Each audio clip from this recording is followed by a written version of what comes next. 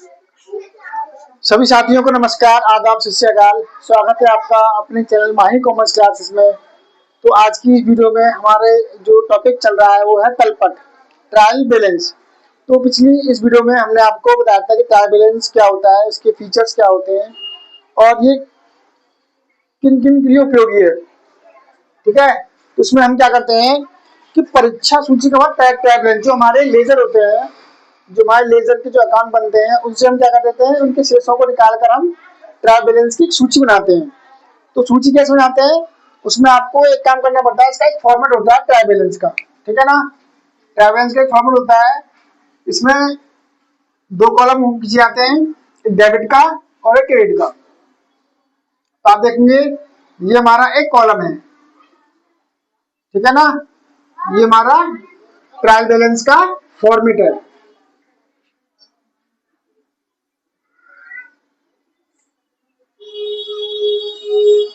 यहाँ trial balance का format है, इसमें पर्टिकुलर अमाउंट,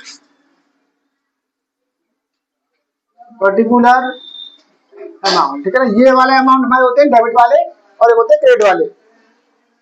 ठीक है, ये हमारे होते हैं डेबिट और ये होता है क्रेडिट बैलेंस। तो इसमें हम क्या करते हैं कि दो हमारे बैलेंस होते हैं, एक डेबिट का और एक क्रेडिट का। ठीक है ना, तो जितने भी हमारे लेजर के जो हमारे बैलेंस होते हैं उनको हम कहा रखते हैं ट्रायल बैलेंस के इन दोनों कॉलमों में, डेबिट और क्रेडिट में। ठीक है ना, अब इसके रूल्स क्या है कि कौन सा बैलेंस डेबिट में आएगा और कौन सा क्रेडिट में आएगा, इसके रूल्स क्या है ध्यान से देखेंगे कि जब हम लेजर के बैलेंस निकालते हैं हम सबके सेपरेट अकाउंट बनाते हैं। क्या करते हैं, सभी लेजर का हम सेपरेट अकाउंट बनाते हैं और उनका हम क्या निकालते हैं, बैलेंस निकालते हैं। तो जब उनका बैलेंस निकालेंगे तो हम इन कॉलम में रखते हैं। देखो जितनी हमारी एसेट्स होती हैं, हमारी सभी एसेट्स, ऑल एसेट्स, ठीक है ना, तो इस वाले कॉलम में क्या आएंगी, डेबिट कॉलम में सभी एसेट्स आएंगी। सभी एसेट्स का मतलब क्या है, मैं आपको बता दूं, ऑल एसेट्स। ठीक है ना, ऑल एसेट्स, चाहे वो आपकी टेंजिबल हो या इंटेंजिबल हो, सभी टेंजिबल और इंटेंजिबल। टेंजिबल एसेट्स होती हैं और इंटेंजिबल एसेट्स।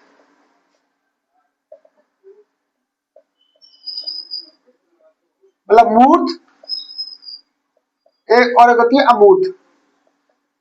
मूर्त मतलब जो दिखाई देती है और जो दिखाई नहीं देती है। ठीक है ना, टेंजिबल एसेट कौन कौन सी होती है, जो ऐसी एसेट जो हमें दिखाई देती है, चाहे वो फर्नीचर हो, मशीन हो, ठीक है ना, कैश हो, बैंक हो, गुडविल हो, सॉरी गुडविल नहीं, गुडविल तो हमारी इंटेंजिबल एसेट है क्योंकि वो दिखाई नहीं देती। ठीक है ना, इसमें सभी हमारे आ जाएंगे। मैं थोड़ी मोटी मोटी लिख रहा हूँ, जैसे हमारा फर्नीचर है, मशीन है, ठीक है ना, टूल्स है, बिल्डिंग है, कैश है, सभी। ठीक है ना, और हमारी इंटेंजिबल होती है ऐसी एसेट जो हमें दिखाई नहीं देती, जैसे गुडविल है, पेटेंट्स है, कॉपीराइट है, ट्रेडमार्क्स है।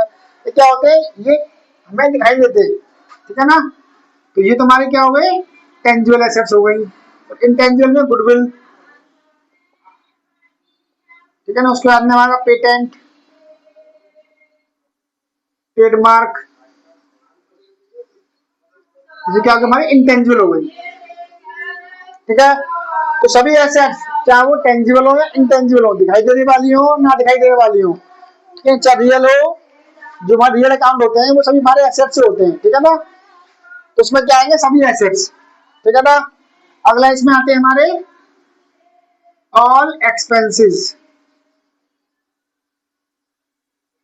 लॉसेस,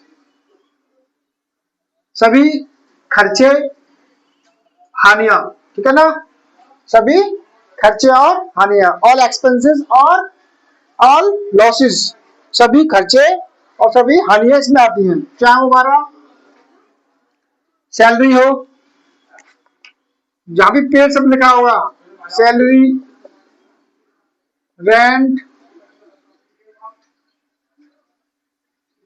इंटरेस्ट, ठीक है ना। तो अब मैं बता दूं कि एक्सपेंसेस कौन से होते हैं।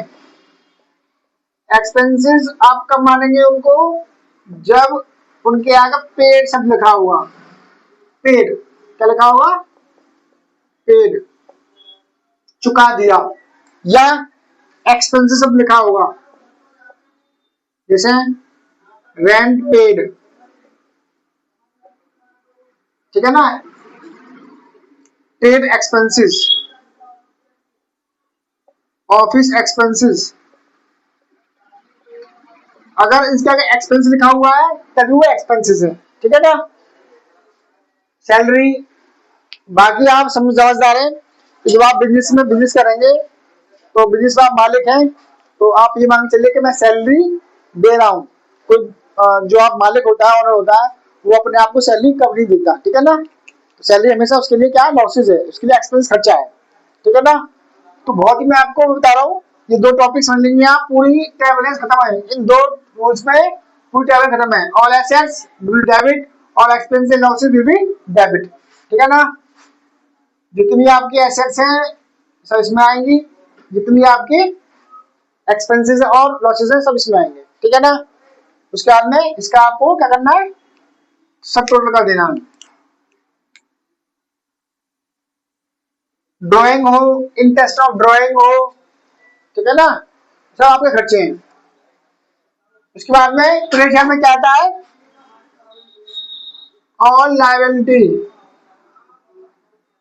सभी देनदारी, जितने भी आपको पैसे देने हैं, ठीक है ना, जितने भी आपको पैसा देना है। लायबिलिटी में क्या क्या आएगा आपका, लायबिलिटी में आपका आएगा क्रेडिटर, बीपी, लोन, आउटस्टैंडिंग,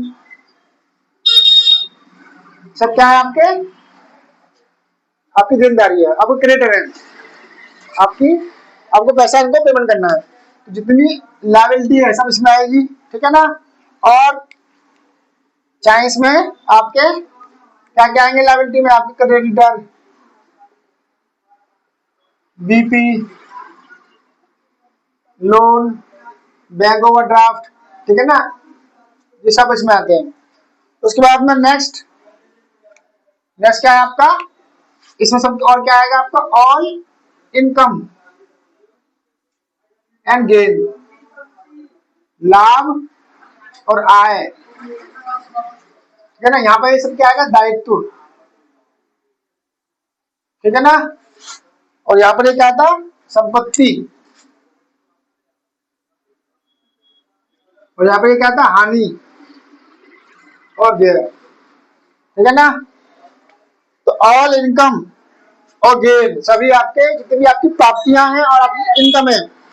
अब आप सबसे प्राप्ति इनकम कैसे बचाएंगे आप, जिसके आगे क्या लिखा हो, इनकम कौन सी होती है, जिसके आगे लिखा हो रिसीव्ड, क्या लिखा हो रिसीव्ड, तो वो क्या है आपके लिए, आया, आपके लिए लाभ का काम करेगी, ठीक है ना। इसे आप कहते हैं interest received, salary received, commission received, तो ये सब क्या है आपके लिए, इनकम है। ये सब कहाँ आएंगे आपके, सभी आपके इस साइड आ जाएंगे, ठीक है ना। तो इस साइड आ जाएंगे तो आप क्या करेंगे, इन सबका टोटल मार देंगे। और दोनों साइड का टोटल कैसा आएगा, यहाँ पे भी लिख देता हूं मैं, salary received, interest received, then received, ठीक है ना। तो टोटल आएंगे तो दोनों साइड का टोटल आपका इक्वल आना चाहिए। अगर दोनों साइड का टोटल इक्वल आ रहा है तो आप समझ जाएंगे कि आपकी ट्रायल बैलेंस बिल्कुल ठीक है। अगर टोटल नहीं आ रहा है इसका मतलब आपने कोई एसेट्स को कोई लायबिलिटी में लिख दिया है, या लायबिलिटी को आपने एसेट्स में लिख दिया है, कोई एक्सपेंसेस को आपने इनकम में लिख दिया है, कोई इनकम को आपको एक्सपेंस में लिख दिया है, ठीक है ना। इस तरह से आपको ये आपकी मिस्टेक एरर हो सकते हैं। तो अब क्या करना है, प्रॉपर कॉलम में लिखना है, डेबिट सभी एसेट डेबिट होंगी, सभी एक्सपेंसेस डेबिट होंगे, सभी लायबिलिटी क्रेडिट होंगी और सभी इनकम भी क्रेडिट होंगी। इस तरह आप लिखते हैं तो आपका बैलेंस टोटल आ जाएगा, आपका ट्रायल बैलेंस इक्वल आ जाएगा। तो इस तरह से हम ट्रायल बैलेंस बनाते हैं। ये इसके प्रॉपर रूल्स हैं, ठीक है ना। आप इसको स्क्रीनशॉट ले लेंगे या इसको लिख लेंगे कॉपी में, ठीक है ना। तो ये आपका टॉपिक है और इसके बारे में हम आपको प्रैक्टिस सेट भी कराएंगे, जिससे कि आपको बनाने में आसानी रहेगी। अगर ये वीडियो आपको अच्छी लगी है तो हमें कमेंट करके बताएं और इस वीडियो को ज़्यादा से ज़्यादा शेयर करें, ताकि अच्छे लोगों तक या जिनको आवश्यकता है या जिनको एग्जाम की तैयारी कर रहे हैं उन तक ये पहुंच जाए।